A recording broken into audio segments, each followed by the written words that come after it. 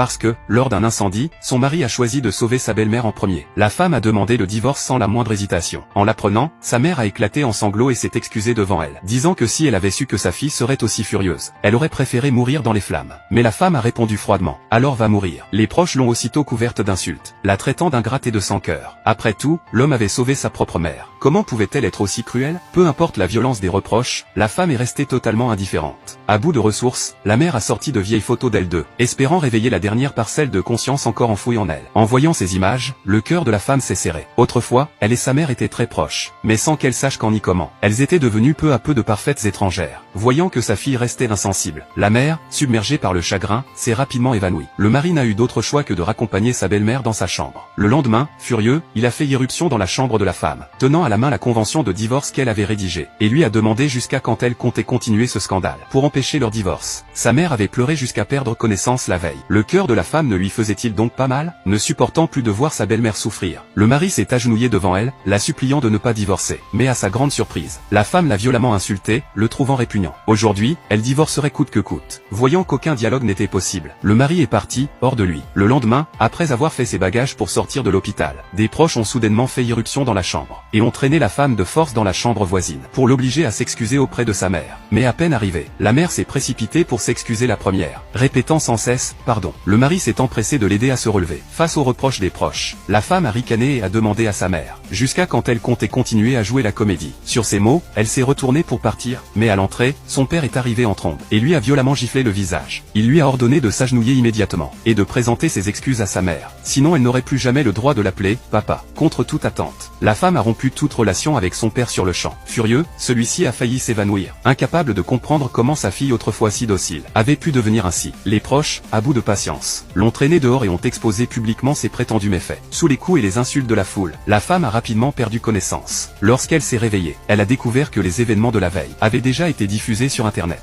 Elle était désormais la femme la plus méprisée de tous. Non seulement elle avait été licenciée par son entreprise, mais ses collègues étaient même venus exprès pour l'humilier. De nombreux influenceurs avaient lancé des directs, pour organiser un véritable procès moral contre elle. Voyant que le moment était enfin venu, la femme a regardé la caméra et a annoncé qu'elle participerait dès le lendemain à une émission sur le divorce, promettant au public une immense surprise. Le lendemain, elle est arrivée comme prévu sur le plateau. Son mari continuait à jouer le rôle de l'homme parfait, la suppliant une fois de plus, au nom de leurs nombreuses années ensemble, de ne pas divorcer. Dans le public, sa mère ne cessait de lui présenter ses excuses, affirmant que si sa fille acceptait de rentrer à la maison, elle était prête à tout faire. Mais face à cette mise en scène maladroite, la femme a soudain sorti un ordinateur de derrière son dos. Elle avait initialement voulu préserver un minimum de dignité pour sa famille, mais puisqu'ils avaient eux-mêmes décidé de perdre la face, elle a choisi de révéler leur secret au grand jour. En disant cela, elle a ouvert la